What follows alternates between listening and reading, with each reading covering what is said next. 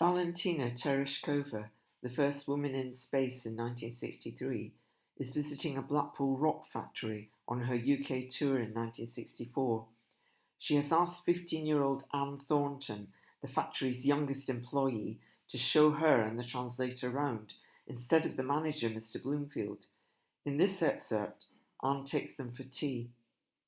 She took them back to the canteen, assuming Mr. Bloomfield would be there, but he had disappeared.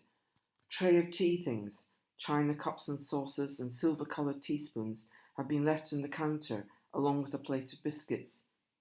"You are to have tea in Mr. Bloomfield's office," said Anne. "No, here," said Valentina, pulling out a chair. "You," she pointed to Anne, and then the tea urn. "Me make tea." It was something she did all weekend at the cafe, so she might as well. She poured water from the urn into the big metal pot, and then tea into mugs, ignoring the china cups. Valentina gazed at her as they drank. "Mama?" "My mum. She works in a cafe." She indicated the tea things. "Makes tea. Food." Valentina nodded. "Papa?" "No, Papa." The woman put on a sad face.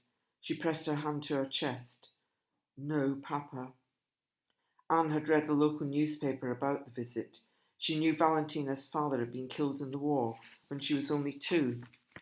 Valentina was probably thinking the same thing had happened to her dad. She wasn't going to say he'd left when she was at junior school, and she could hardly remember what he looked like.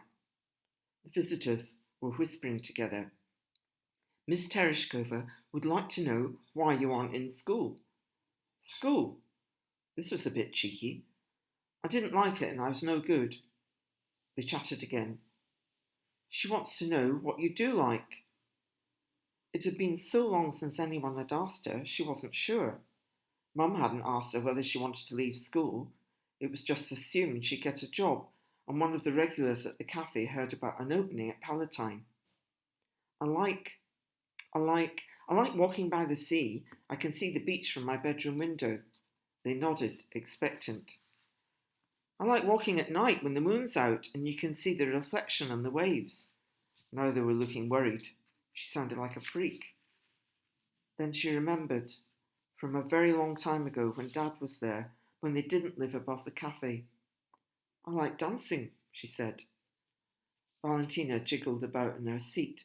"Rock and roll," she said, emphasising the R's. "Yes, and no." Anne wasn't likely to ever meet them again, and her mother wasn't listening. "I used to go to ballet lessons a long time ago. I was quite good. I loved those lessons more than anything." She paused. "More than the whole world, actually."